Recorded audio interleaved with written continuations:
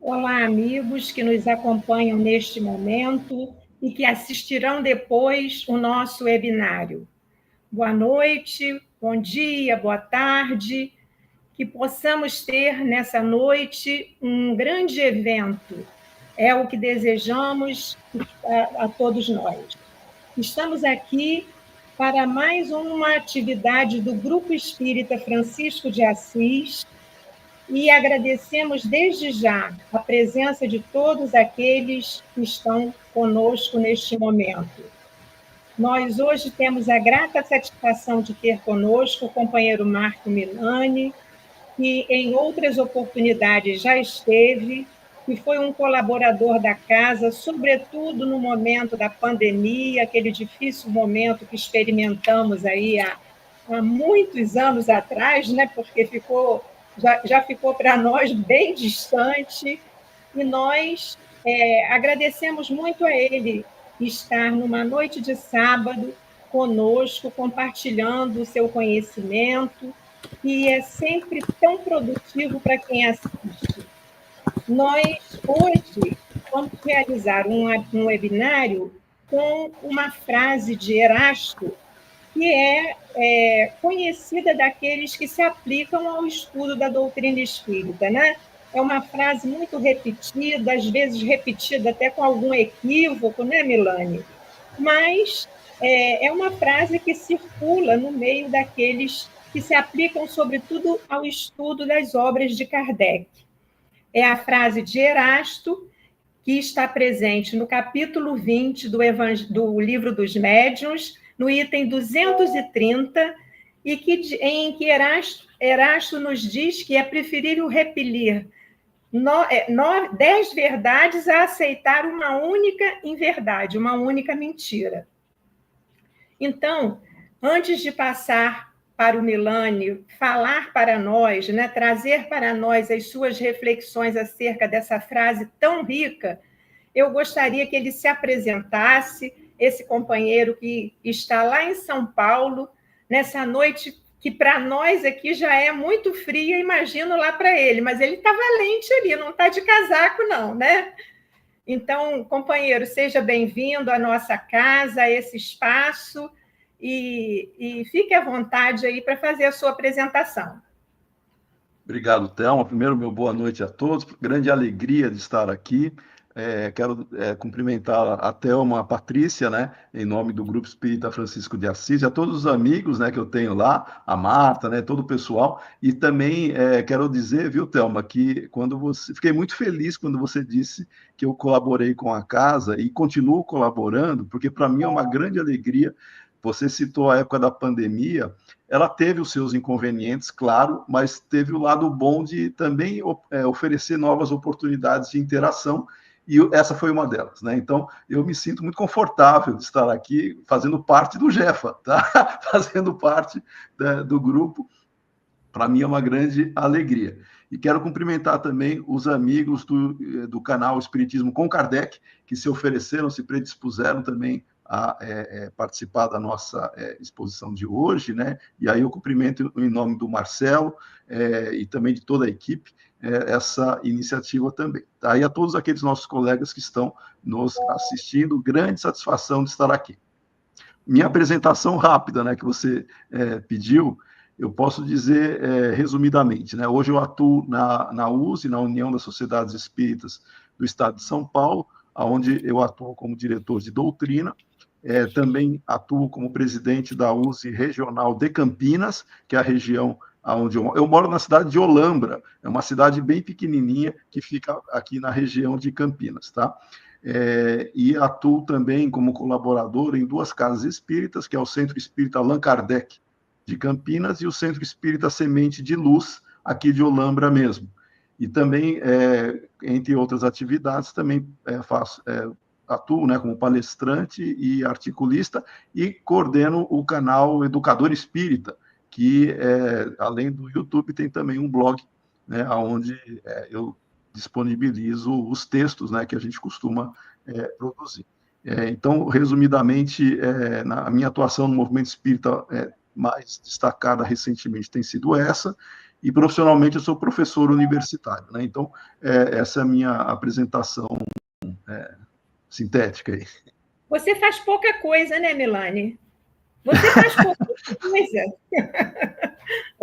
Não muito mais do que os espíritas em geral, viu? Eu gostaria de aproveitar esse momento, se você me permite, para apresentar aqui a querida Patrícia, que é a diretora de Assuntos Doutrinários do Grupo Espírita Francisco de Assis, que vai dividir, né, esse momento aqui conosco. Né? Eu falei de você e ela está com a carinha ali, né, simpática dela, e eu esqueci de me reportar a ela. Então, para aqueles que estão nos ouvindo, eu gostaria de dizer que o Milani vai, inicialmente, fazer uma abordagem acerca do tema e que, após o encerramento da sua fala, nós temos aqui algumas perguntas que nos foram previamente enviadas, mas gostaríamos muito que houvesse uma interação com as pessoas que estão nos assistindo, que aqueles que estão aí, nesse momento, nos acompanhando, pudessem encaminhar pelo chat as suas perguntas para que elas fossem aqui transmitidas também. Então, agora, com a palavra, o nosso expositor da noite. O som. Som, Isso a gente faz em live sim, a gente faz isso, né? Muito bom. Eu quero iniciar a nossa conversa hoje, né? Para chegar nesta frase de Erasto, que a Thelma muito bem já referenciou, e que ela é, de fato, viu, Thelma? Ela é bastante reproduzida e as pessoas talvez não entendam a profundidade que ela traz e os aspectos metodológicos que, obviamente, a gente vai discutir aqui, e doutrinários, né, Patrícia? Patrícia, da área doutrinária, também sabe da relevância desse aspecto. Então, eu vou iniciar abordando justamente a autoridade da doutrina espírita para poder chegar nessa frase. E que a autoridade da doutrina espírita nós podemos destacar, sendo que ela mesma ela é bastante ignorada por boa parte dos espíritas. Kardec, ele apresenta com muito detalhe, né? E, inclusive, ele faz uma menção que deveria ser lida, estudada e aprofundada por todos os espíritas, todos os adeptos. Ele faz essa menção logo no Evangelho segundo o Espiritismo, na introdução. Nós já entendemos que Kardec apresenta justamente qual foi o critério que ele se serviu, metodológico, para identificar, validar, legitimar quais seriam as informações que seriam consideradas ensino dos espíritos. Ele apresenta isso no Evangelho segundo o Espiritismo, lá na introdução. E até interessante, porque isso, estatisticamente, a gente sabe disso, o Evangelho segundo o Espiritismo, junto com a obra O Livro dos Espíritos, são as duas obras das chamadas obras fundamentais, das 5 obras fundamentais, são as duas obras mais lidas entre os adeptos e entre os dirigentes espíritas, né?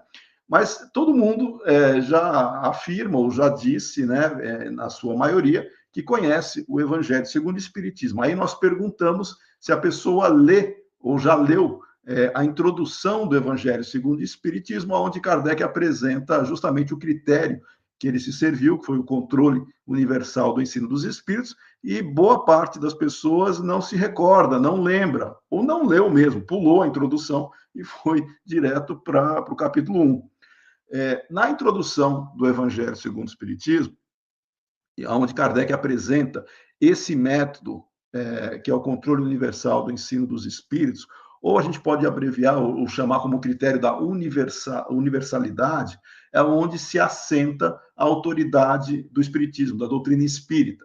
Qualquer comunicação mediúnica, individualmente, ela vai se caracterizar como uma opinião, que tem a sua validade, tem a sua importância, tem o seu interesse, mas qualquer informação mediúnica não representa por si só um princípio ou um ensino que nós chamaríamos de doutrinário.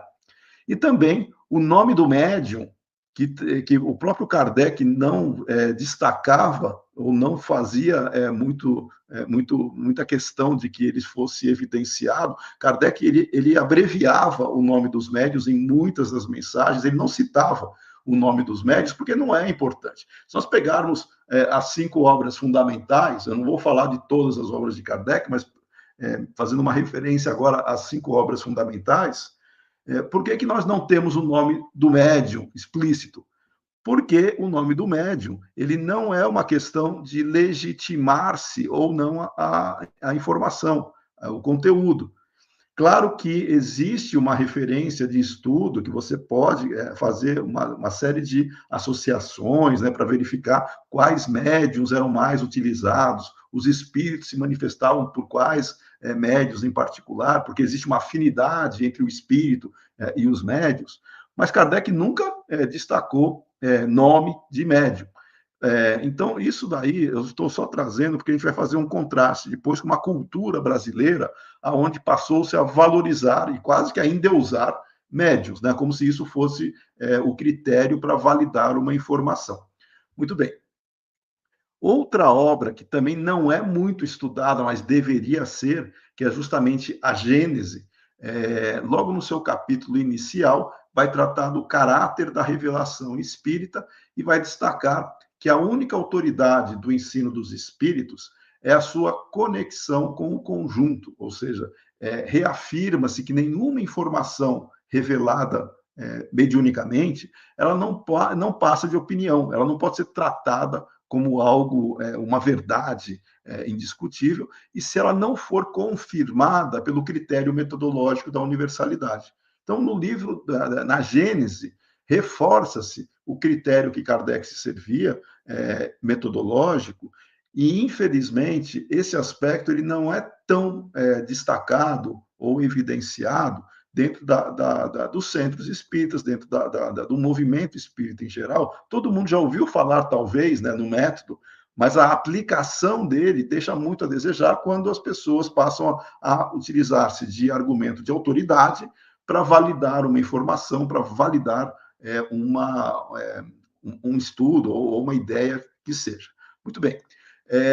E aí, quando Kardec faz uma exemplificação, né, desse ensino simultâneo, porque diferentes fontes que não se conheciam convergindo para a mesma informação, você já começa a ter um elemento dentro desse método da universalidade que Kardec se serviu, e justamente ele destaca todas as vezes que os grupos mediúnicos tentaram trazer respostas para questões que não estavam muito consolidadas, que não tinham o devido tratamento, a devida preocupação com essa ideia de diferentes fontes, e era uma coisa mais exclusiva, ou muitas vezes que os próprios espíritos não tinham interesse ou não tinham condições de responderem de uma maneira afirmativa, porque os espíritos não vão substituir o esforço que nós encarnados temos que fazer para buscarmos respostas para aquilo que nos compete.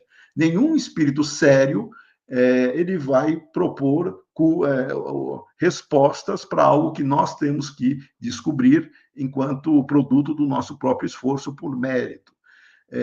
Então, o espírito sério ele não dá respostas para algo que cabe a nós respondermos. Mas muitos grupos sempre tiveram essa curiosidade ou esse interesse de ter respostas para questões um tanto espinhosas ou polêmicas.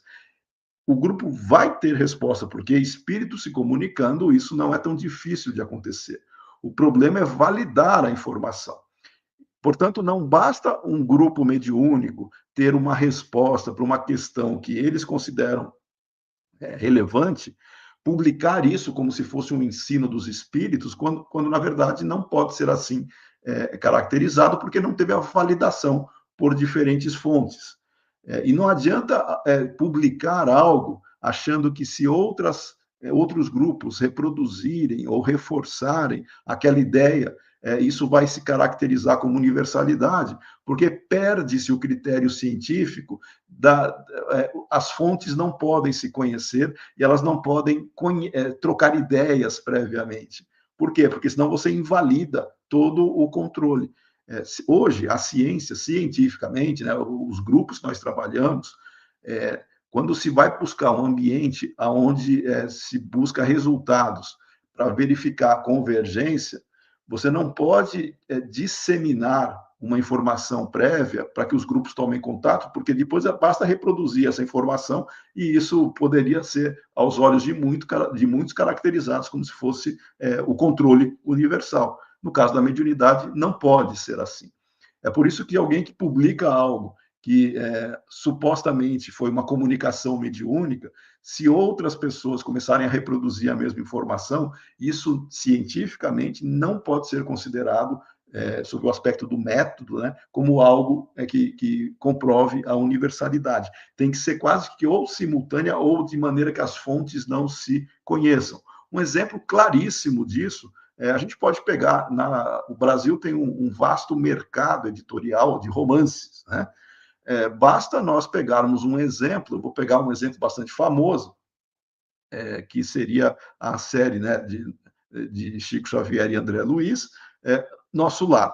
Antes de Nosso Lar, ninguém comentava sobre a existência de uma moeda, né, espiritual chamada bônus hora, e eu chamo de moeda mesmo, apesar de podemos entrar nessa discussão, talvez não seja esse o melhor momento, mas não é uma ficha de trabalhos pura e simplesmente, porque você tem poder de troca, tá? Você pode comprar casa, você pode comprar ingresso para ver show, você pode negociar. Então, tem, sim, função de moeda. Então, eu vou chamar de moeda. Ninguém falava da moeda bônus hora antes da publicação do livro Nosso Lar. Coincidentemente, mas não tão por coincidência, você, depois da publicação do Nosso Lar, vários termos presentes naquela obra passaram a ser reproduzidos em outras manifestações mediúnicas, inclusive termos que André Luiz serviu para descrever lá o cenário do romance que foi publicado, passou-se a se reproduzir. Isso não é prova, isso não é evidência de universalidade. O outro livro ali publicou um relato do mundo espiritual onde se tinha bônus hora. E depois que já ficou conhecido o livro de Chico, falar que outro grupo publicou com o mesmo termo, o mesmo vocabulário, isso não representa universalidade metodologicamente. É muito sensível isso sob um aspecto da ciência, tá? Mas as pessoas vão achar que é preciosismo, enfim, não necessariamente vamos entrar nessa discussão, mas é só para ver que é muito delicado o caráter da universalidade. As fontes não podem se conhecer. Muito bom. Outra obra fundamental que já falamos da Gênese, né? O próprio livro Céu e Inferno, ele também tem uma característica muito peculiar que deveria ser mesmo, né, uma leitura obrigatória para qualquer espírita, né, o que queira conhecer a realidade espiritual.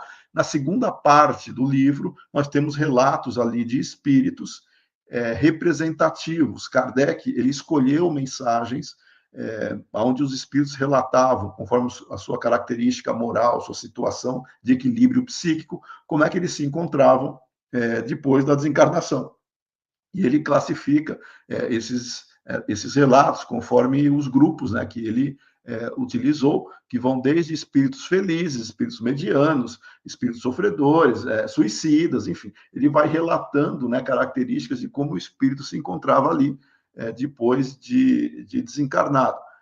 Esses espíritos, Kardec seleciona dentro de uma série de centenas ou milhares de comunicações que ele possuía, ele pega as mais representativas para justamente ter uma generalização daquele tipo de desencarne, daquele tipo de condição moral, mas não que seja só uma opinião. Várias mensagens relatando a mesma coisa, Kardec entende isso que seja representativo. Se quisermos conhecer o que acontece na realidade do espírito após a desencarnação, a gente tem que ler o livro Céu e Inferno. As pessoas que não leem o livro Céu e Inferno passam a adotar como referência o que está escrito em outras fontes, né, geralmente romances, do que acontece com o espírito quando ele desencarna e passam a tomar aquilo como verdade e generalizam aquilo. E aí a gente vai no livro Céu e Inferno e nós não identificamos fatos, né, ou elementos que são apresentados como tal em romances na condição do espírito. E aí, como que nós ficamos? Nós acreditamos mais no relato que os espíritos nos deixaram, que Kardec selecionou, usando um critério de validação das mensagens, ou a gente vai pegar uma opinião de um relato, né, de um ensino que as pessoas poderiam assim chamar, né, dentro de um romance, mas que é mais opinativo. Metodologicamente, a gente tem que tomar cuidado, a gente não pode acreditar em tudo se não tiver respaldo. Também não é ser 8 ou 80, né? Então eu vou refutar qualquer ideia, qualquer mensagem, qualquer comunicação. Se não tiver evidência, deixa de lado, até que os fatos comprovem. É isso que o método científico faz. Não é nem o que aceita tudo cegamente, nem o que refuta tudo cegamente, porque isso também, cientificamente, não teria muito sentido, a não ser que você tenha justificativa factual para fazer isso. Mas, enfim, essas necessidades que nós temos de validação, sendo que o critério da universalidade é o elemento central da autoridade doutrinária, nenhuma opinião de encarnado ou desencarnado, por mais interessante e respeitosa que seja, ela vai integrar o corpo teórico espírita, apenas por se tratar de novidade ou um suposto avanço no conhecimento ou por argumento de autoridade, foi o médium tal ou foi o espírito tal. Isso a gente deixa de lado, até que fatos comprovem. Como filosofia espiritualista, né, obviamente a doutrina espírita, o espiritismo, ele se contrapõe à cosmovisão materialista e adota a fé raciocinada como seu principal aforismo, né, perante essa realidade objetiva. Então, nós temos uma situação muito evidente, que é a contraposição às ideias materialistas, no sentido de que não existe nada além da matéria, mas não é por isso que a gente vai aceitar tudo que supostamente descreva ou relate como é a realidade espiritual. Qualquer premissa ou nova informação doutrinária, ela deveria, portanto, né, e condicionalmente estar calcada aí na análise crítica dos fatos, frente a esse intercâmbio mediúnico que nós temos com essas diferentes fontes que nós podemos nos deparar. E analisar o conteúdo justamente com a prudência que nós deveríamos esperar quando temos essa rede, né, de informações. E esse zelo, e aí já caminhando para entendermos a frase, né, que a Thelma leu como título da nossa apresentação hoje, esse zelo perante novas ideias, perante informações, perante supostas revelações, para tudo isso ser validado, legitimado, isso tem que ser corroborado pelos próprios desencarnados, e isso dentro desses critérios de legitimação.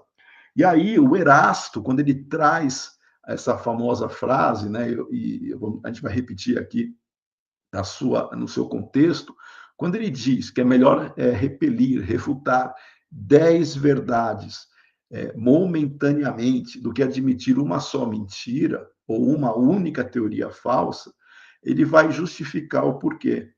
Primeiro que a verdade ela é perene, a verdade não vai mudar. Se a gente não identificar algo ou classificar algo como verdadeiro agora, se a verdade é perene, a gente vai chegar na verdade em algum momento.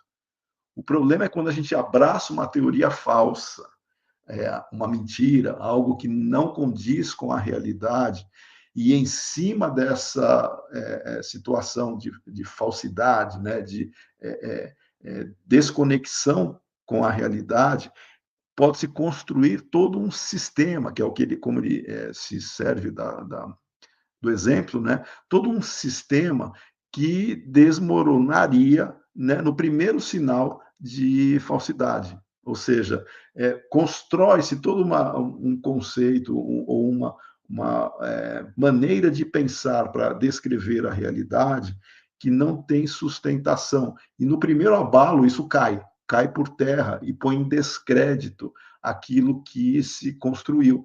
E essa foi uma das preocupações de Kardec, de nunca trazer nada que fosse somente opinião, inclusive dele, inclusive dele, ele foi muito honesto, muito sensato, quando ele apontava o que ele chamava de informação que carecia de validação, carecia de evidências, de fatos, né, para comprovarem, inclusive o que ele supunha ou tinha preferência, ou tinha interesse no sentido de estudo.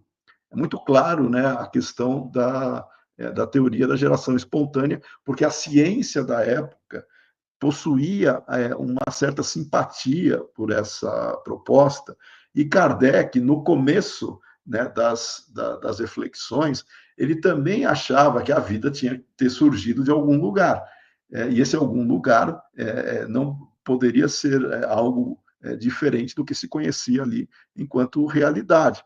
Os cientistas pensavam assim, que a vida, em algum momento, no seu nível mais simples, ela eclodiria em algum momento e chamaria-se isso de geração espontânea. Essa geração seria quase que da matéria, né, para se tornar algo considerado como vida. Mas o próprio Kardec, ele nunca disse que isso seria um princípio doutrinário ou algo que se poderia considerar integrante da doutrina, apesar de ele ter essa predileção, e depois ele vai tratar disso lá na Gênese. Em momento algum ele vai expor a doutrina espírita à sua opinião. Ele não compromete a doutrina naquilo que ele chamaria de possibilidade científica. Isso é muito claro quando porque no início do século XIX se tinha essa condição. Pasteur, ele só comprovou, né, ele só refutou a teoria da geração espontânea em 1861, quando o Livro dos Médiuns estava sendo lançado, né? Ou seja, Kardec ele foi contemporâneo dessas discussões, e foi contemporâneo, inclusive, de Pasteur. Só que Pasteur ele apresenta as suas ideias e os seus fatos, né, dos micro-organismos em 1861. Ou seja, não é uma coisa assim, ele apresentou, todo mundo muda de ideia automaticamente. Demora para se fazer um processo de esclarecimento e de compreensão do que foi colocado ali. Então, de qualquer forma, quando Erasto faz essa menção, é justamente para se evitar que se tome um elemento que fuja da realidade para construir uma fantasia, basicamente, né, que vai ruir no primeiro sinal de comprovação oposta. Então, é preferível não aceitar afoitamente algo, porque depois vai desmoronar. O que Erasto está destacando nessa frase é justamente isso. A verdade vai continuar. Por sinal, ele traz um conceito filosófico que a verdade ou seja, nós estamos tateando a verdade, nós estamos fazendo, vou usar um texto, quase que uma frase filosófica, nós estamos buscando dar uma mordida no real conforme nós estamos avançando. Mas isso não vai mudar o fato de que a realidade é. Já mentiras, falsidades, em algum momento ela se desfaz. Não tem problema nós termos mais prudência para validar algo, deixamos de lado algo, até que fatos comprovem. Se comprovarem verdade, a gente aceita. Se comprovarem falso, a gente abandona. É simples assim. Essa é a prudência do cientista. Diferente daqueles que, num primeiro, quase que por impulso, querem sair por aí abraçando ideias, como se fossem novidades, como se fossem atualizações, sem ter o devido respaldo dos fatos, da realidade. Então, é isso que Erasto ele vem trazer com relação à justificativa, por que não aceitar algo de maneira rápida, de maneira afoita, sem ter as devidas precauções. Estranhamente, né, o que baseia a autoridade da doutrina espírita parece que ela é ignorada por parcela significativa dos próprios adeptos. Ou seja, isso é fundamental, é a autoridade da doutrina espírita. Nós deveríamos fazer isso para tudo, para qualquer comunicação, para qualquer informação. Mas isso, historicamente, até no contexto cultural, quando os primeiros grupos no Brasil passaram a ser formados, Isso não era algo que era valorizado. Pelo contrário, os primeiros grupos mediúnicos, né, que se formaram no Brasil para estudar espiritismo, claro que nós tivemos pessoas também que tinham essa preocupação, mas a maioria elas optaram por quase que um processo de devoção a espíritos e médiuns. Tem relatos históricos. Um historiador que eu gosto bastante, que é o Quintela, ele relata, inclusive, os primórdios da formação da Federação Espírita Brasileira, né, naquele contexto cultural dos primeiros grupos, né, no Rio de Janeiro, ainda que era a capital do país, grupos mediúnicos com propostas e posturas de estudo do espiritismo um tanto divergentes, porque uns valorizavam mais algumas coisas, outros valorizavam outros aspectos, e entre as diferentes correntes, né, aí no Rio de Janeiro, ficou muito evidenciado aquele momento onde se formaram grupos dos chamados místicos e científicos, né? Essa tensão que existia nesta época entre os místicos e os científicos, isso evidenciou uma preocupação que nada mais era do que você valorizar aspectos científicos ou aspectos metodológicos antes de sair aceitando fatos ou argumentos ou informações oriundas ou advindas do mundo espiritual de maneira despretensiosa ou quase sem nenhum critério de análise. E a gente sabe, a história conta isso, que os grupos que perduraram, né, que perseveraram e que predominaram, vamos chamar assim, foram aqueles grupos devocionais, aqueles grupos que talvez não tinham tanta familiaridade com os critérios da cientificidade esperados para se validar elementos que pudessem legitimar aquilo que nós chamaríamos de fato, com elementos que Kardec colocaria com diferentes fontes validando e convergindo, né, para a universalidade. Tanto é que a gente sabe que algumas ideias um tanto esdrúxulas, né, apareceram naquela época e tem até reflexo até hoje, né? Por exemplo, o rustanguismo. Né? O rustanguismo é, sem sombra de dúvidas, uma situação completamente esdrúxula que a gente tem em termos de conceito, porque ela fere literalmente princípios doutrinários, tanto da retrogradação do espírito, né? Porque aceita-se que o espírito poderia involuir, inclusive reencarnando em corpos de criptógamos carnudos, né?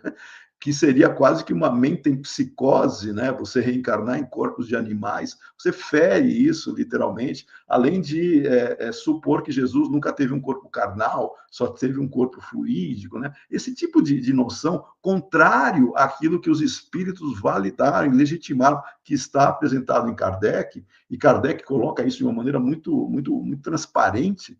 Veja que esse tipo de situação só perdura pela ausência de critério científico, metodológico, para se legitimar as informações. Aceita-se cegamente porque foi o espírito tal, ou porque casa-se com culturas e tradições, muitas vezes pautadas em dogmas e argumentos de fé, né, que seria a fé cega, típica de religiões tradicionais, e não eu não vou dizer que é adequado, eu vou dizer que não é surpreendente, porque a gente começa a entender o contexto, a gente tem que trabalhar com fatos.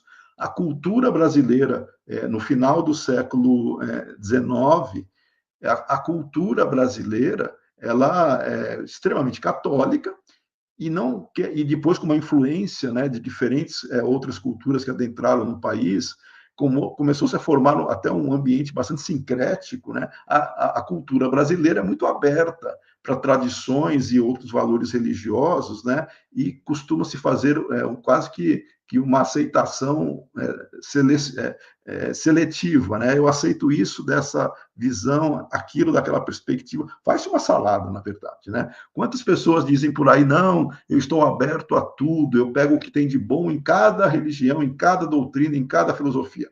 Pego um pouquinho daqui, um pouquinho de lá, um pouquinho daqui, porque isso me atende. Só que ela faz literalmente uma bagunça conceitual, e isso daí descaracteriza qualquer tipo de sustentação doutrinária que se pretenda fazer.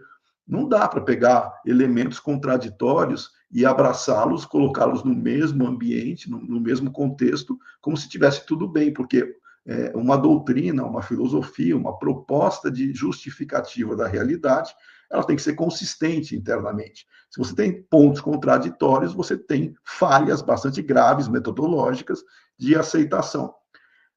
Isso que nós estamos conversando é o que Erasto coloca com relação a essa proposta.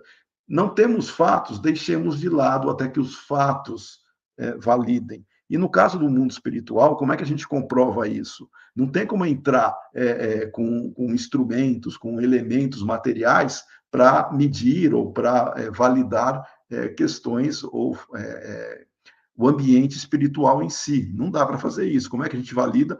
Kardec, sabiamente, ele validou pela triangulação. Hoje existe metodologicamente esse nome, mas ele pegaria diferentes fontes que não se conheciam e que não se influenciavam mutuamente. Esse é o ponto central. Hoje em dia é muito mais difícil a gente aplicar esse método, dada a repercussão e o conhecimento que a gente tem nas redes sociais e em outros aspectos. A gente pode fazer em ambientes controlados experimentos, mas mesmo assim não se pode generalizar para toda a proposta doutrinária. O que nós podemos fazer é, do que nós já conhecemos ou estamos buscando conhecer, como aplicar isso na nossa realidade. E é isso que nós deveríamos fazer, nos aprofundarmos em Kardec, que para a maioria das pessoas é um grande desconhecido ainda em termos de obras. Quando nós falamos obras, nós não estamos falando do ser humano, né, da pessoa, professor Rivaio, né, cujo pseudônimo é Allan Kardec. Nós estamos falando das obras que Kardec protagonizou, claro, como aquele que organizou as informações e aplicou o método de validação, mas se trata do ensino dos espíritos. Quando nós falamos do espiritismo, nós estamos falando que é um produto dos espíritos, que foram devidamente validados pelo critério da convergência, e não um produto da cabeça ou da opinião de um homem chamado professor Rivaio, que era o Allan Kardec. É um conjunto de informações, elas podem e devem ser analisadas, ponderadas, criticadas. Se provarem erradas, a gente abandona e aceita o novo. Mas aí que está, precisa ter método para fazer isso. Tanto é que na própria proposta doutrinária nós temos isso já na sua raiz, na sua essência. Algumas pessoas não sabem usar direito os termos, né, e confundem. Mas eu vou falar dois termos aqui, tá? O primeiro deles é ortodoxia e heterodoxia espíritas. O que é ortodoxia e heterodoxia sob a ótica espírita? Muito bem. No espiritismo, né, assim como em diferentes áreas do conhecimento, a gente tem esses conceitos que estruturam a doutrina espírita, no caso, né, e a gente vai trabalhar agora essa compreensão de ortodoxia e heterodoxia. Sinteticamente, ortodoxia, ela se refere à aderência, à plena concordância que alguém tenha ou que um grupo tenha sobre o ensino dos espíritos que foram apresentados nas obras de Allan Kardec. A plena aderência, a plena concordância, a compreensão e validação, né, e aceitação desses princípios e aplicação desses princípios usados, inclusive, na argumentação que a gente usa. A gente usa esses princípios para justificar as nossas falas e as nossas práticas. Isso é ortodoxia, é você estar aderente aos princípios fundamentais, no caso espíritas, né, do espiritismo. A heterodoxia, veja, como a palavra já está dizendo, ela vai se ligar a interpretações práticas e narrativas que se afastam de maneira significativa dos ensinos expressos em Kardec. Então, a ortodoxia está aderente ao ensino dos espíritos. A heterodoxia, ela se afasta desses ensinos, propondo novas abordagens, propondo novos princípios, pressupostos divergentes dos princípios originais, seja pela incorporação de conceitos, de ideias estranhas ao corpo doutrinário, ou mesmo pelas variações interpretativas que nós vamos ter. Isso que eu estou dizendo não é só para o Espiritismo, eu estou discutindo o conceito mesmo de ortodoxia e heterodoxia. Isso aí é muito utilizado no meu campo profissional. Eu sou economista. É muito comum nós termos correntes ortodoxas e heterodoxas. Por quê? Porque os princípios econômicos, né, eles são discutidos, contrapostos, e aí vai se caracterizar o que se alinha para um lado e o que se afasta de outro. Mas a gente aplica isso para o conceito espírita também. Mas um equívoco recorrente que se tem é justamente aqueles que são menos afeitos ao pensamento científico e à própria doutrina espírita, eles vão supor que a ortodoxia ela se prenderia a algo engessado, a algo ligado à imobilidade, à cristalização de ideias, né? Como se fosse um sistema fechado e impermeável. Tem gente que acha que chamar alguém de ortodoxo é quase que uma ofensa, né? Tratar isso de maneira pejorativa. Eu sou ortodoxo. Por quê? Porque eu entendo que os princípios doutrinários são consistentes, e eu não preciso trazer e me afastar dos princípios doutrinários, propondo novas coisas, primeiro porque eu não preciso de fatos para fazer isso. Mas, enfim, tem gente que adota a palavra ortodoxia e ortodoxo como se fosse algo imóvel, engessado, e não é nada disso. É algo aderente aos princípios já existentes. É isso que é ortodoxo. E o espírita ortodoxo, naturalmente, ele vai entender que os próprios espíritos, eles deixaram o dinamismo como um elemento natural. O dinamismo da doutrina, agregando novos conhecimentos, faz parte, já está dentro da doutrina.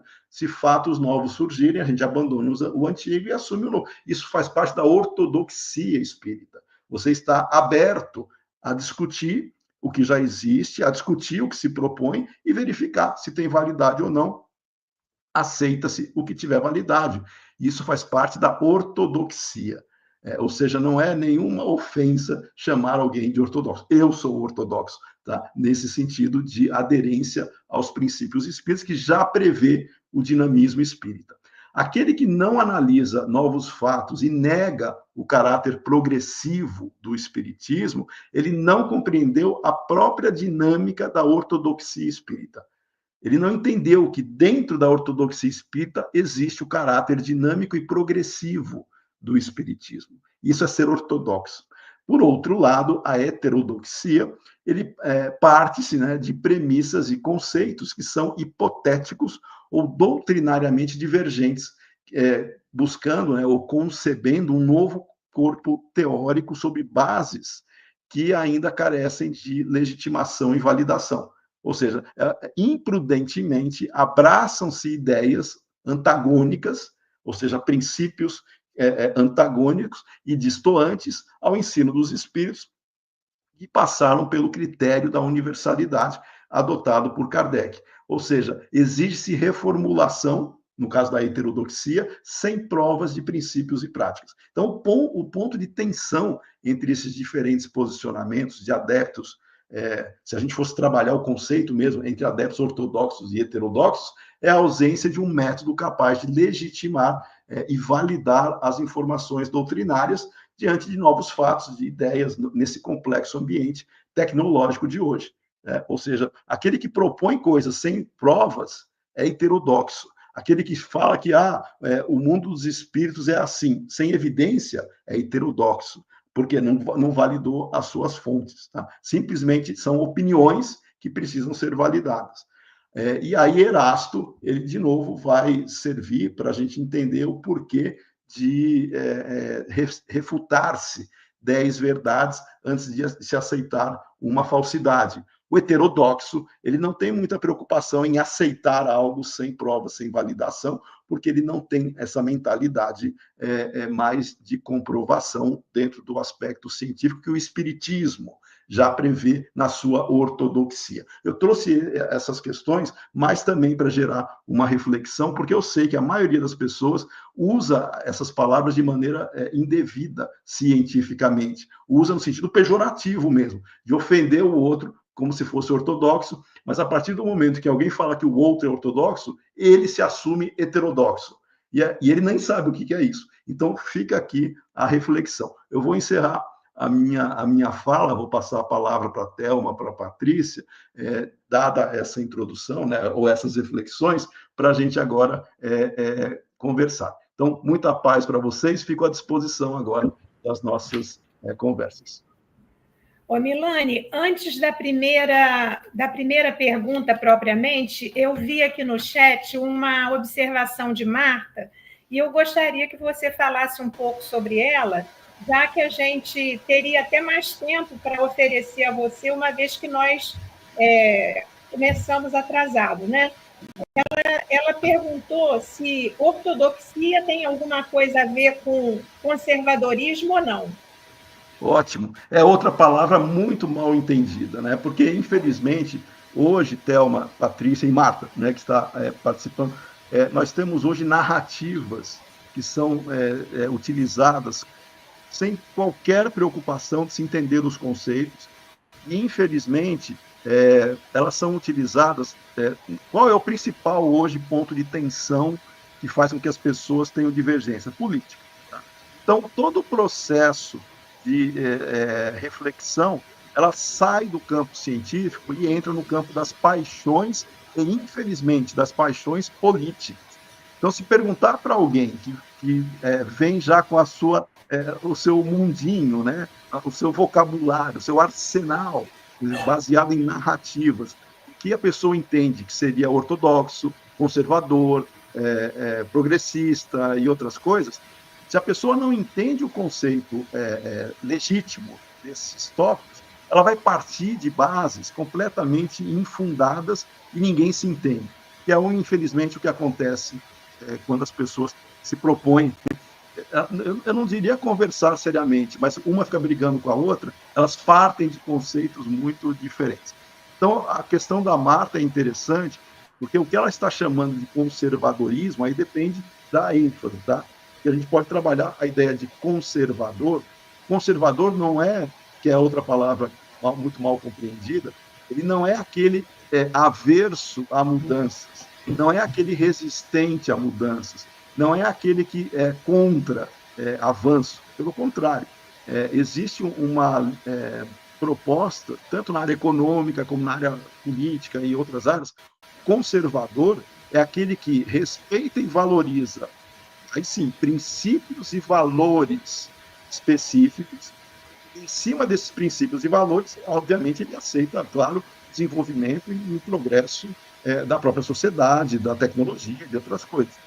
É diferente de querer pôr uma pecha, né, de querer estigmatizar que o conservadorismo ou a ortodoxia seriam ambientes herméticos, fechados, de pessoas que estão, de novo, com resistência e com aversão a avanço. Não é nada disso. Tá? Isso é o que as narrativas maniqueístas, e principalmente no campo político, né, costumam fazer. Mas só reforçando, Marta, ela tem a ver, sim, no aspecto de respeito a princípios e valores, mas não isso no sentido da palavra exata, mas não no sentido de você trazer narrativas político-ideológicas, porque daí cada um vai dar uma definição de conservador, tá? Ou de ortodoxo.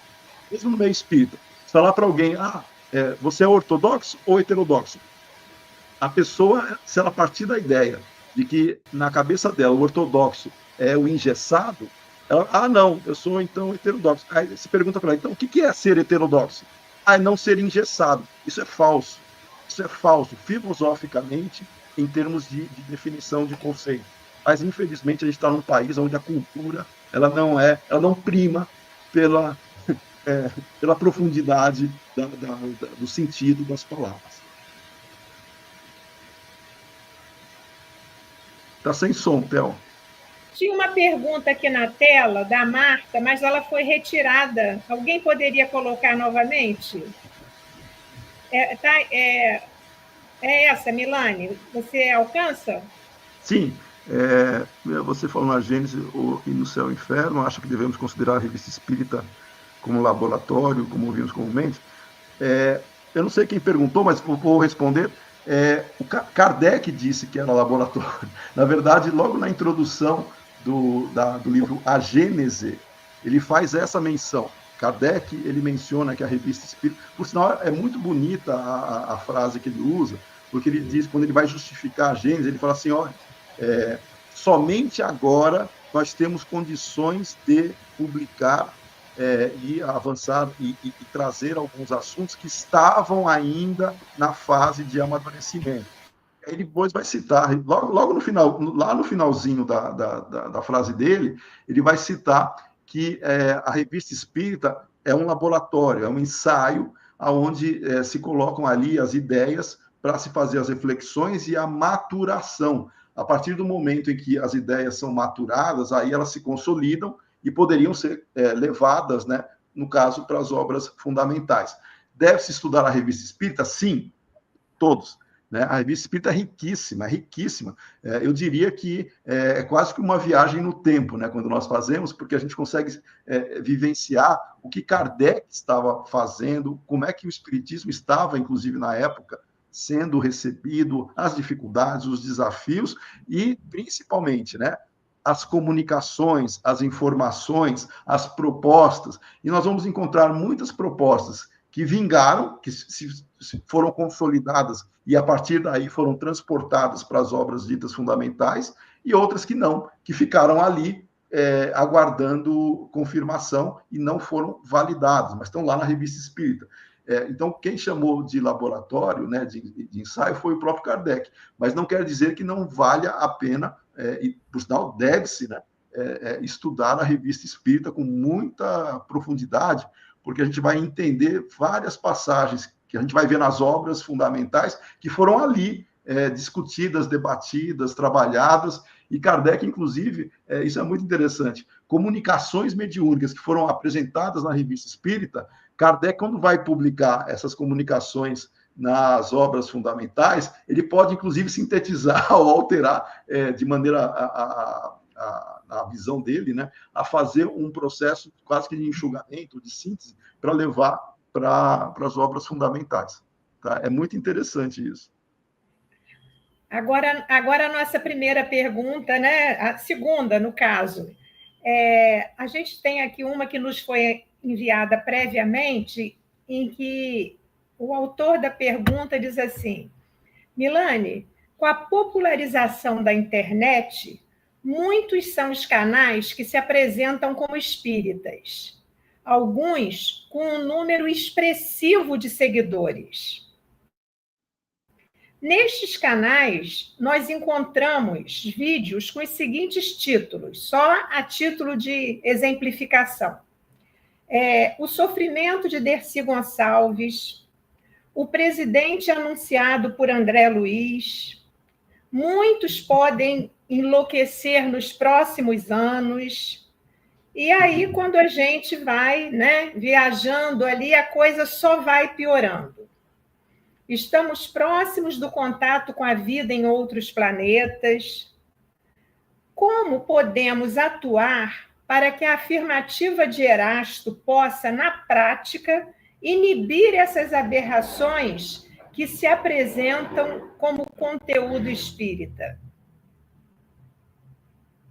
Perfeito. Esse é um desafio. Quem que perguntou, Thelma? Tem o nome da pessoa?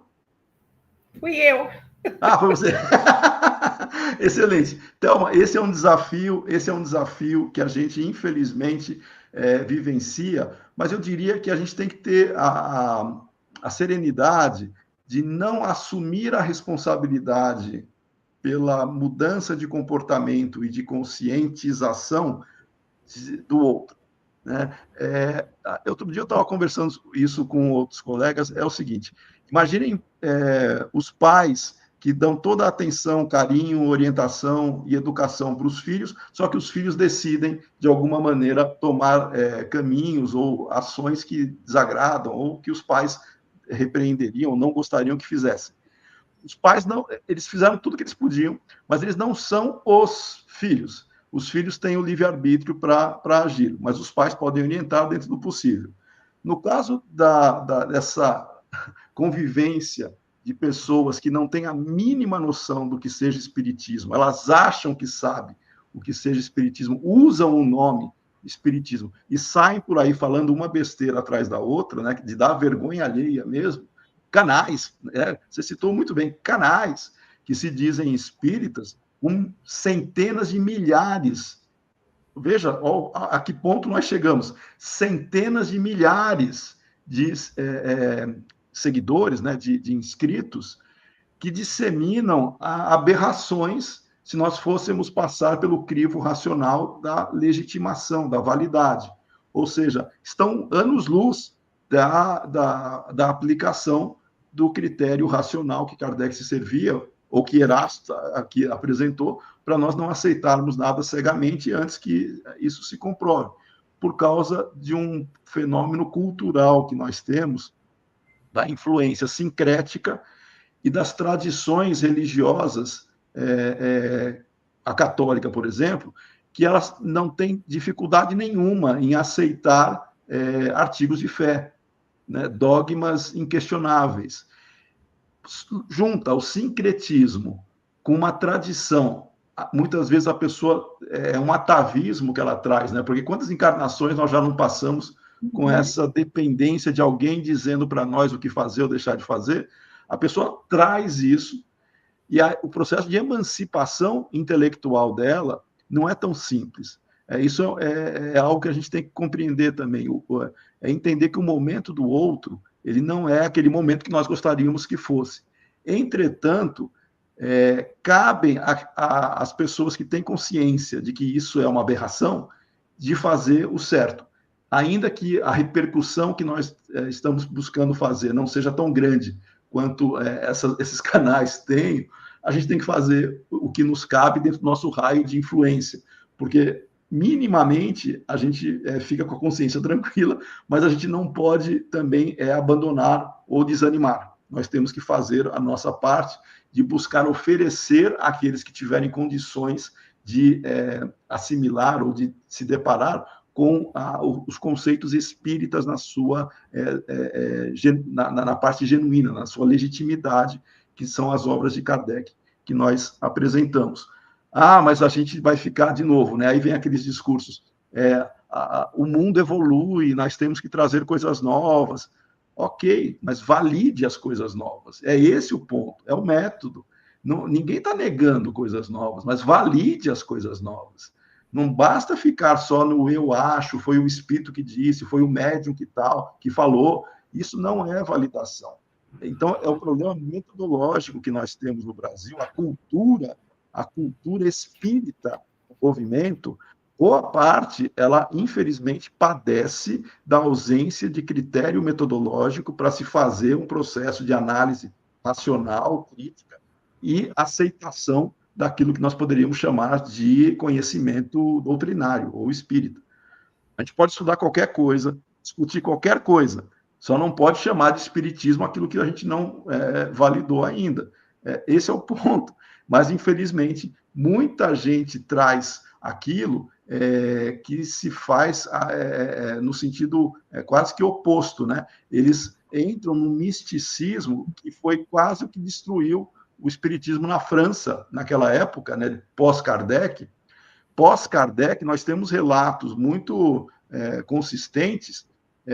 Lemarie, por exemplo, que foi um dos continuadores de Kardec ali, ele deixou publicar lá na Revista Espírita artigos de teosofia, né? Inclusive, propunha-se na época templo teosófico espírita, e por aí vai. Então, veja que a gente tinha ideias, e logo depois, né, claro, tem todo um contexto social também, de guerras e outras coisas, mas o espiritismo na França, ele entrou num declínio onde ele foi visto posteriormente como algo vinculado ao ocultismo. Por quê? Porque ideias antagônicas, contrárias ao que o espiritismo efetivamente prega, entrou-se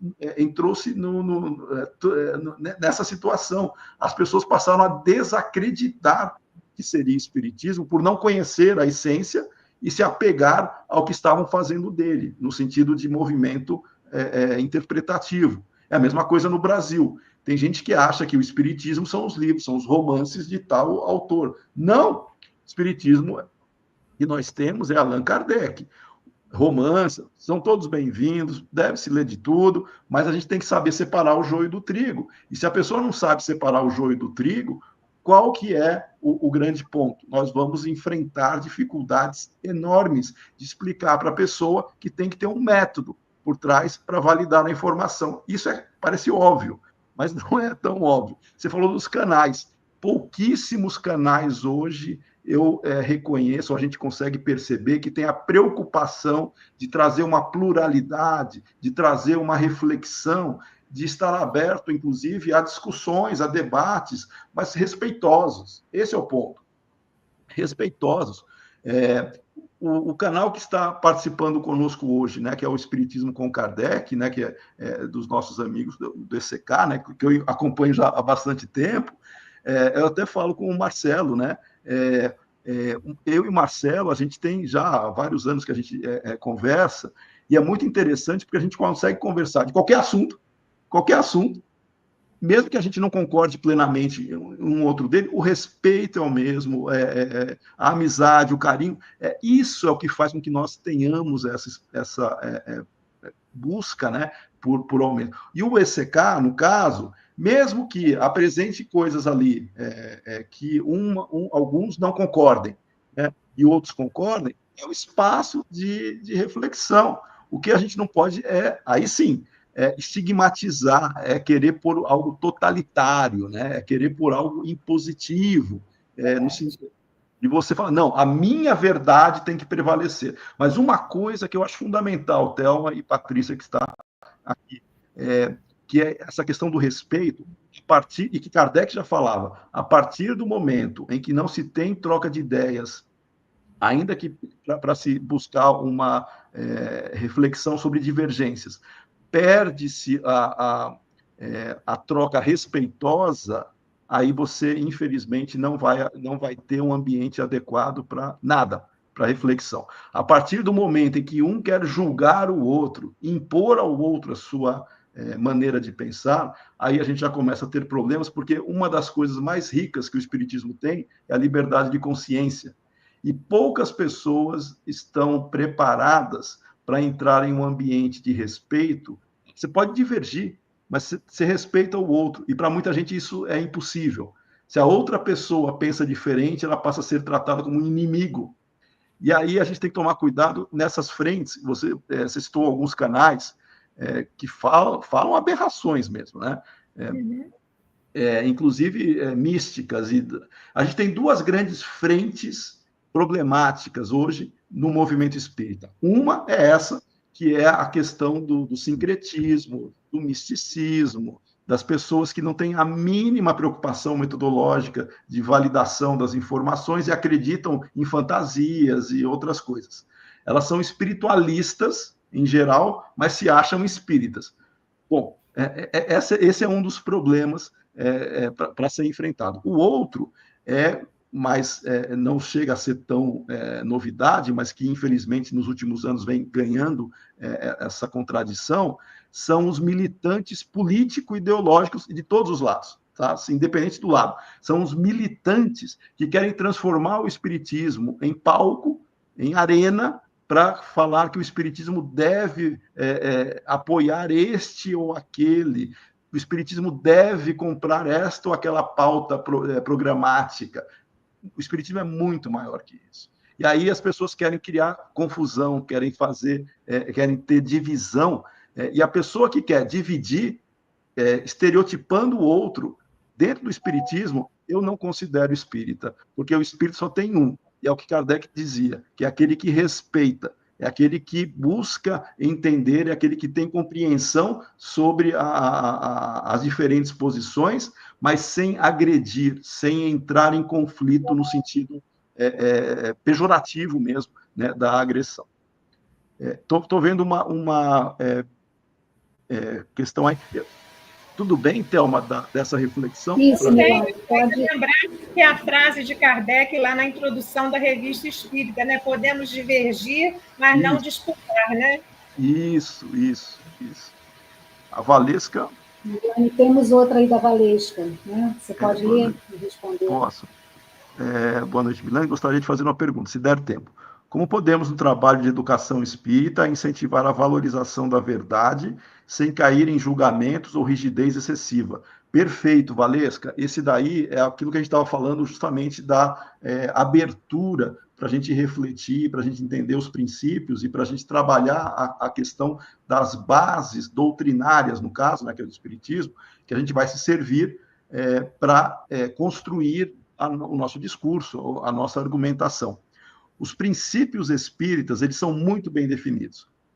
Os princípios espíritas, e até fica uma dica, né, no caso da educação espírita, em qualquer grupo de estudos, não importa o nível das pessoas, em termos se já estão há mais tempo ou pouco tempo, se tem uma formação sociocultural X, Y, Z, os princípios espíritas têm que ser apresentados. Né? Usando, obviamente, a linguagem, usando todos os conceitos para que a comunicação seja efetiva.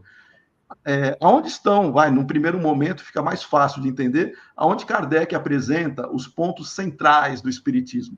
Logo na introdução do Livro dos Espíritos, no item 6, na introdução, ele coloca lá 34 parágrafos, eu agrupei em 14 pontos, tá? Mas tem 34 parágrafos lá, onde Kardec apresenta quais são os pontos principais do Espiritismo. Eu agrupei em 14, mas isso é só para a questão de estudo e discussão nos grupos que eu participo, mas a ideia é ler todos os parágrafos, tá?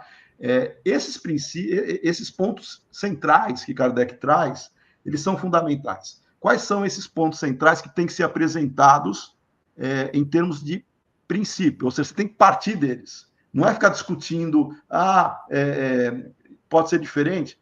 Se provar que é diferente, ok, mas se não provar, são esses pontos mesmo. Isso não é ser rígido, isso filosoficamente, a gente tem que ter premissas. Então, tem que partir das premissas que estruturam o Espiritismo. Eu até tenho no meu blog, se me permitirem, eu coloco aqui eu ponho aqui aqui, ó. Eu vou colocar no chat, aqui. Ó, vou colocar aqui no chat, tá? É o Educador Espírita. Vê se foi. Foi.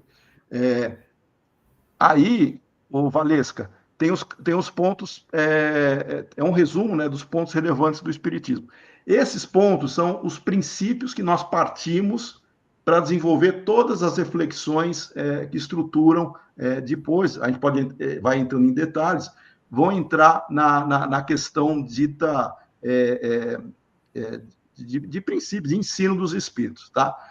Isso daí não é ser rígido, isso aí é ser filosoficamente coerente de partir desses princípios como eles dados, validados, legitimados pelo ensino dos espíritos. De novo, se provarem diferente, a gente abandona e aceita, mas se não provar, é isso daí mesmo, tá? Partindo daí, a gente consegue estabelecer uma relação com todos os demais tópicos que são tratados de uma maneira fraterna, mas apresentando as evidências da onde Kardec e os espíritos tiraram as reflexões, e você vai ver como esses princípios eles fazem sentido, eles na raiz eles vão estar presentes. Tá? Então, a valorização da verdade tem que ser assim, tem que partir de princípios. Se fosse usar uma filosofia até hegeliana, poderia ter a tese, a antítese, e depois a síntese, ok, mas tem que partir dos princípios para a gente trabalhar os conceitos que a gente vai aplicar. O problema é quando entra na aplicação, porque aí sim, aí pode ter a opinião da pessoa que vai identificar como aplicar aquilo, e aí pode ter distorção. E aí esse é o maior cuidado, não é discutir os princípios, é discutir a aplicação. A gente estava falando das questões políticas, né? Posso falar aqui também. Tem gente que fala o seguinte, olha, imagina o espírita que é a favor disso. A gente tem milhares de abordagens que a gente pode fazer de caracterizar o que alguém poderia ser a favor ou contra, mas é a opinião da pessoa. Tá? Mas no caso do espiritismo, ele é muito claro com relação ao que ele defende enquanto proposta doutrinária. Isso ele é muito claro. Tá? Não é uma questão de rigidez. O que a gente só tem que tomar cuidado é na opinião da aplicação. Aí sim, aí, infelizmente, a gente vai ter que trabalhar as questões culturais de sincretismo e de estabelecer um ambiente de respeito para apresentar prós, contras, bases válidas ou opiniões.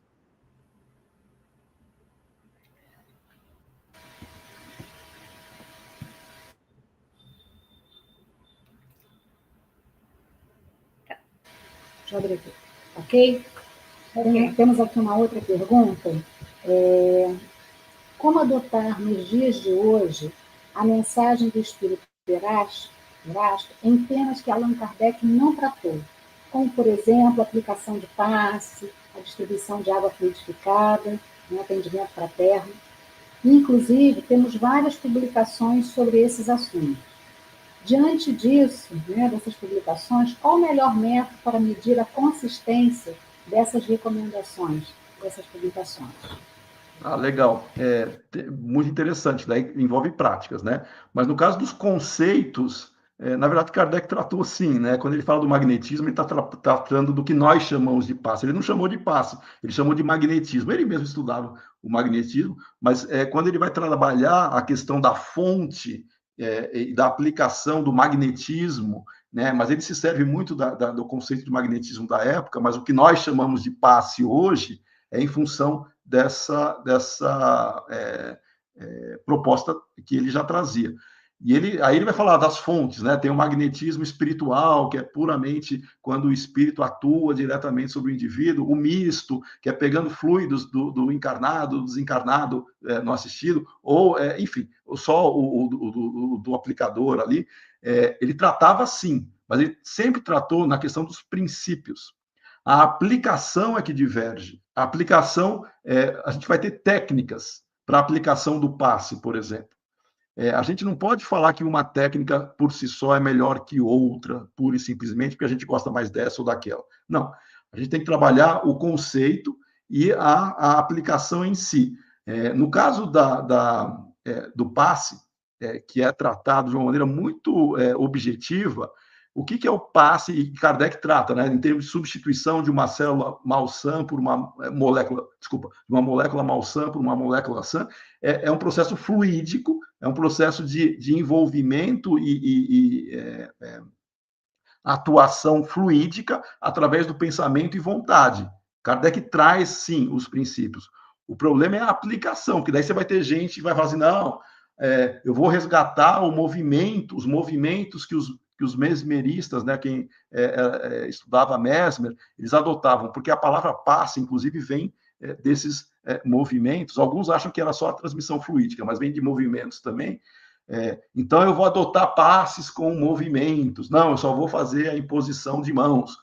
Você vai ter técnicas de aplicação e umas podem parecer mais racionais que outras, conforme a cultura local e da casa que vai ser aplicado. Então, Kardec tratava. O problema é você escolher alguma das técnicas, mas tem que ser fundamentado na cultura local e a cultura da casa. É muito chato, né? A gente entrar em alguma casa que aplica o passe dessa ou daquela maneira e você fala, não é assim. Não, não é assim. Cada um respeita-se, né, as técnicas que cada um vai usar. Nós podemos discutir a validade. Por exemplo, aqueles que acham que você vai ter que fazer movimentos para aplicar o passe, aqui em São Paulo, pelo menos, eu não sei no Rio, mas aqui em São Paulo, a gente teve uma influência muito grande de uma pessoa chamada Edgar Armon. Ele era místico e ele trazia uma série de referências um tanto esotéricas, de centros de força, de chakras e outras coisas. Isso não tem na doutrina espírita. Isso não tem na doutrina espírita. Mas muitas casas compraram essa ideia e passaram a adotar isso para justificar paz. Quando você começa a trazer conceitos de outras denominações, eles podem ser úteis, eles podem ser interessantes de serem estudados, mas em momento algum eles são considerados espíritas, porque eles não têm fundamentação doutrinária. No caso de Kardec, claro que ele conhecia o esoterismo. Kardec ele lia, ele conhecia a proposta que existia na época, né? Tem gente que acha que Kardec nunca leu nada oriental. Claro que ele lia, mas ele não abraçou, porque não era isso que os espíritos estavam trazendo, o próprio conceito de perispírito, né? perispírito, doutrinariamente, é um só. Mas tem gente que quer dividir, quer fazer cascas, né? Que nem uma cebola, né? Não, porque vai ter corpo mental, corpo astral, não sei o quê. Isso não tem fundamentação doutrinária. Ah, mas foi no livro tal, do romance tal. Ok, não é por isso que vai se caracterizar um princípio espírita. Isso pode fazer parte de estudo, de análise, ok, mas isso não integra a doutrina espírita. Então, a linha de reflexão é mais ou menos essa. Tudo pode ser discutido pensando nos princípios, e aí vem as aplicações. Nas aplicações, a gente vai ter muita divergência, muita divergência. E esse é o ponto que a gente tem que ter uma cultura científica, ou deveria, né, valorizar uma cultura científica mais intensa.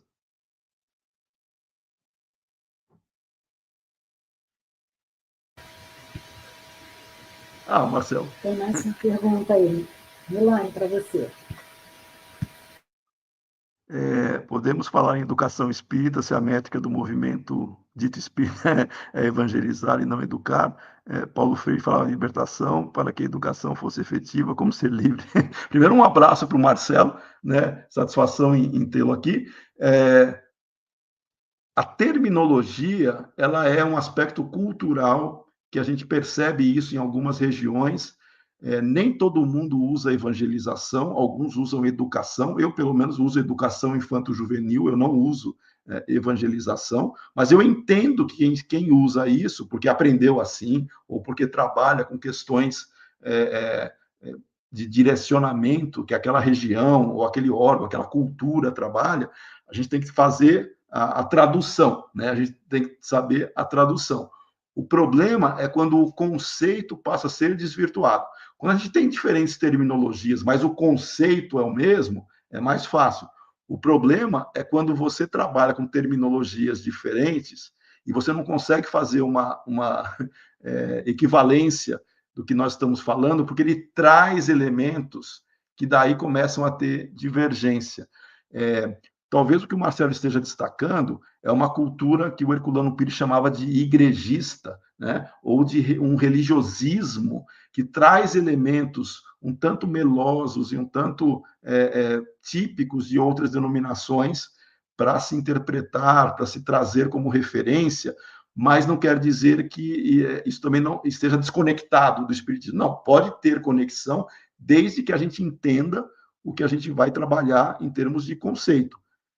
O processo do termo, né? O que é evangelho? É boa nova. Né? Evangelho é boa nova, a palavra, né? Em grega. Boa nova.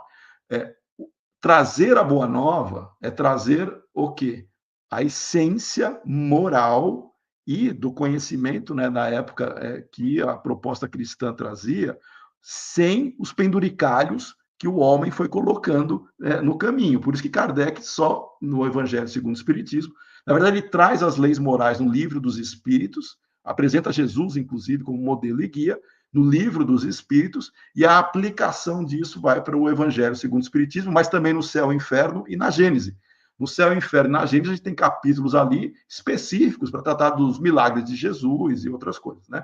Então, não está centrado só no Evangelho segundo o Espiritismo. A gente está desde o Livro dos Espíritos, passa pelo Livro dos Médiuns, vai até a Gênese e nas outras obras. Mas o ponto muito crítico que o Marcelo traz, e é verdade, nós temos que tomar cuidado, é na compreensão do conceito. E não usar uma palavra, porque pode ser útil para fazer um link com tradições religiosas, sem entender o conceito espírita. Aí você desvirtua. Então, a educação, ela tem um peso muito maior, claro, ela tem um escopo maior para a gente trabalhar e que permite com que nós tenhamos uma real compreensão do que Kardec usou. Kardec sempre usou a educação, ele era educador, né? Kardec sempre usou a educação como elemento libertador, como elemento emancipador que seja. Mas o Espiritismo nos emancipa, né, em termos dos grilhões da ignorância que a gente sempre esteve preso com as as ideias um tanto fechadas, né? Mas que faziam parte do amadurecimento da cultura. Nós só estamos aqui hoje porque a gente passou pelo passado, ou seja, ninguém sai de um ponto e vai para outro se não vivenciar experiências nesse processo. Hoje nós temos condições já de nos emanciparmos. Mesmo assim, é um desafio, como a Thelma disse muito bem, basta ver esses canais, esses ambientes que se dizem espíritas e pregam, literalmente, elementos que não têm nada a ver com o espiritismo, são místicos, alguns deles são igrejeiros mesmo, né? Ou quase que poderia só mudar o nome, né? Em vez de chamar de espírita, põe lá católico, que dá na mesma, né? Porque não muda nada, uma série de elementos. Então, são dois problemas, é o termo, se tiver equivalência, tem que saber traduzir, se não tiver equivalência, tem que esclarecer sobre os conceitos, mas, de novo, né, com fraternidade, com respeito, para a gente não querer também tirar o momento de reflexão das pessoas, que cada um tem o seu nível de compreensão. Né? A gente tem que ser firme e duro, no sentido perseverante, né, de continuar com a nossa proposta de esclarecimento. Se a gente sabe que o termo talvez não seja adequado, vamos usar educação infanto-juvenil. É melhor do que evangelização. Porque o adulto, se for pegar o conceito de evangelização, o adulto também tem que ser evangelizado, entre aspas, porque não é a criança. Mas no Brasil, culturalmente, no movimento espírita, se direcionou para a educação infanto-juvenil. Não. Evangelização, no seu conceito, é para todo mundo. Mas no Brasil se fez um nicho, né? Não, aí eu prefiro educação infanto-juvenil, que aí sim, você tem uma proposta muito mais emancipadora do que você ficar preso com conceitos de ficar limitado ao Novo Testamento para trazer elementos morais.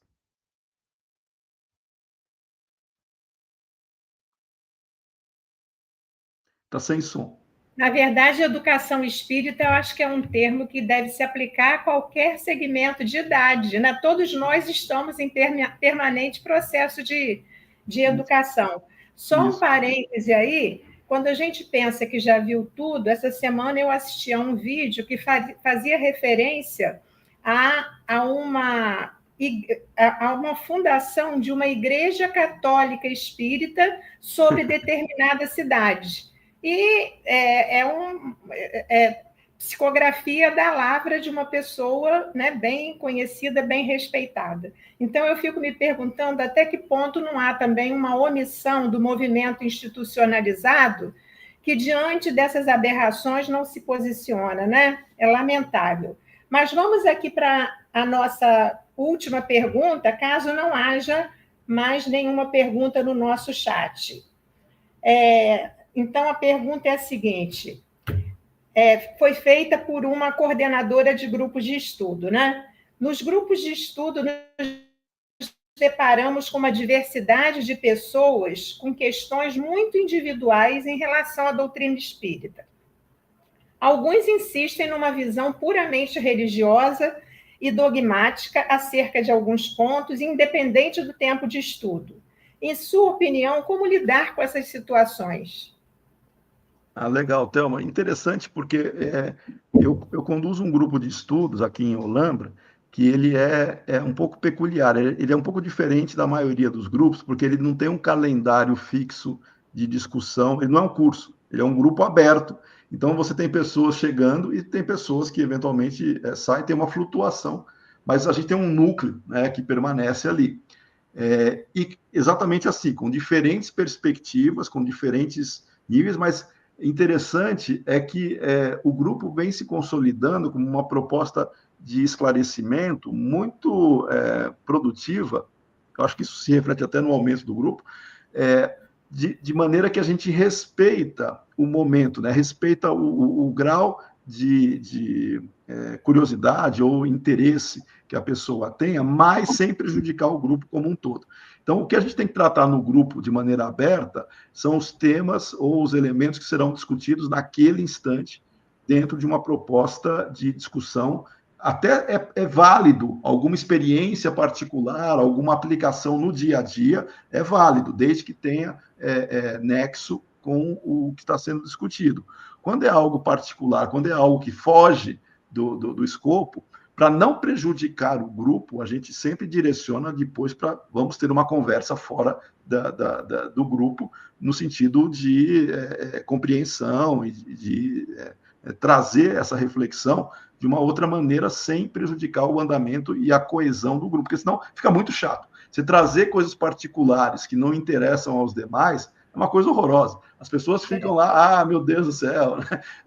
Mas a ideia é a motivação, eu acho que é isso e que tem dado certo. É você trazer elementos de interesse de todos, principalmente a partir de um grupo de estudos que está... A gente usa as obras de Kardec necessariamente como principal referência.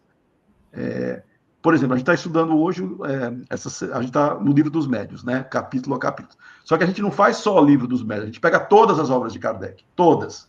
Eu acho que um dos pontos que a gente tem que tomar como proposta é não ficar restrito ou limitado a uma obra, tem que pegar todas as obras de Kardec, porque o contexto de Kardec é um conjunto. Então, o que a gente estuda, na verdade, é o conjunto Kardec, e a gente pega algumas obras pelo tema, né? Mas sempre Kardec. E o mais interessante é o espanto, viu, Thelma e Patrícia? Patrícia da área doutrinária sabe também. As pessoas chegam, não importa se ela tem muitos anos de doutrina espírita, ela entra no grupo, ela vem com uma bagagem que ela acha que doutrina são os romances que ela leu, né? Aí quando ela entra no grupo e começa a estudar Kardec, coisas que ela nunca tinha se deparado ou visto de uma maneira mais específica, num primeiro momento ela fica meio chocada.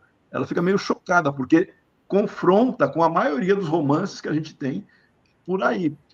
E aí ela vai entendendo a dinâmica e o mecanismo de como funciona a estruturação da doutrina espírita e a evolução do pensamento, passa a ser algo quase que abrir as portas para um mundo novo. A pessoa ela fica extremamente...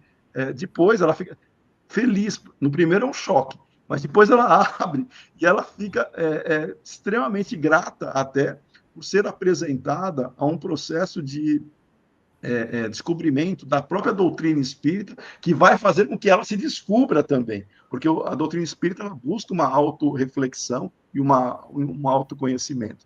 Então, o grupo de estudos, se tivesse direcionamento de motivar, trazer os princípios espíritas, estudando Kardec em todas as obras, e a aplicação no dia a dia, desde que seja de interesse do grupo, e quando for muito particular, algo separado para não desmotivar o grupo, eu acho que isso tem sido bem interessante. Patrícia, alguma pergunta mais? Não, eu acho que agora, né, Milene, a gente já tem aí um material muito, muito interessante, né, para a gente pensar, né? Claro que outras questões também nos chegaram aqui, mas a gente, né, pela limitação do tempo, mas eu acho que com esse material a gente consegue, né, pensar, e o importante que você falou, né, essa questão do respeito, né?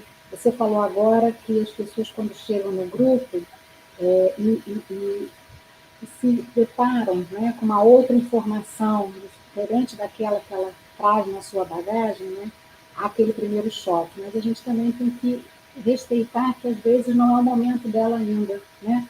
E mesmo sendo exposta àquilo, ela continua com a sua dita verdade, né? Isso. Mas nós estamos em processo, cada um de nós no nível né, desse estágio, desse processo de progresso aí, desse aprendizado, né?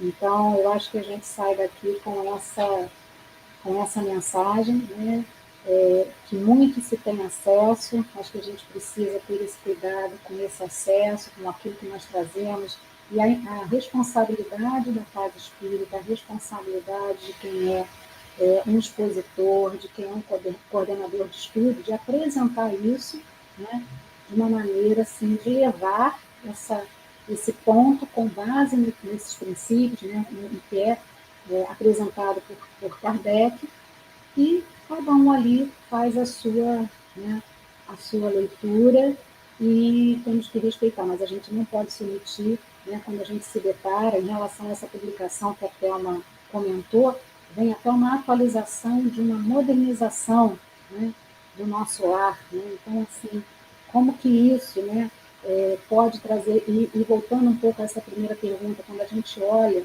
canais que, até mesmo algumas lives nossas que tem uma abrangência pequena, né, e esses canais, claro que tem uma cobertura muito maior, mas o volume de acessos, assim, é um absurdo, né? Então, assim, o que realmente cada um de nós está buscando procurar? Cada um no seu momento vai procurar aquilo que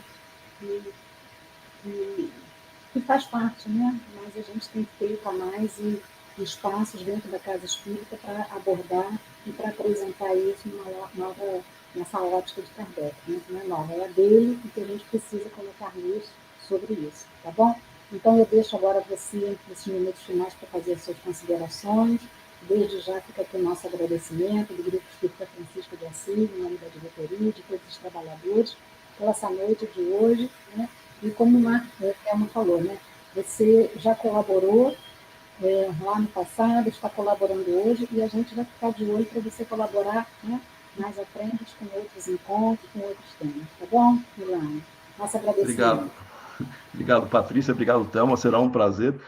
Quero destacar, reforçando isso, né, que a Patrícia falou e que a Thelma tinha levantado, o que nós temos feito hoje para tentar combater esse tipo de ideias um tanto fantasiosas e mágicas, né, é justamente insistir na necessidade de validação das informações, que é o que a gente está discutindo hoje, que a gente falou na nossa live de hoje.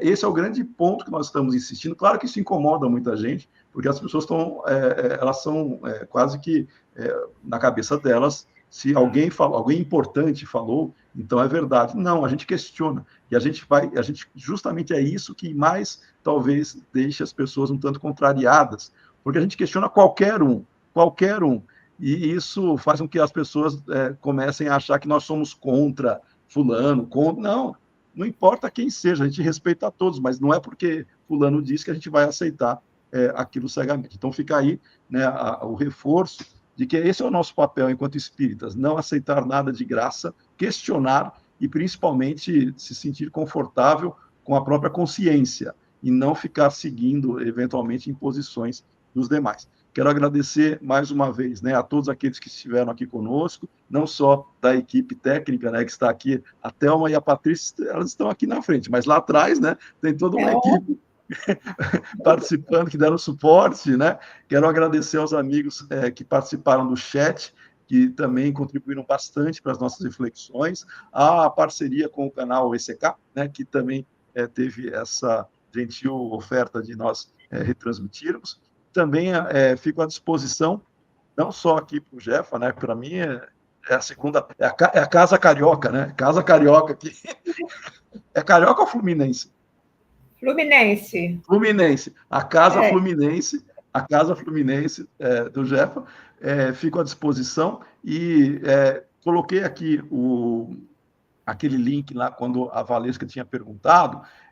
Vou deixar o link também, tomando a liberdade aqui. Ó, esse link aí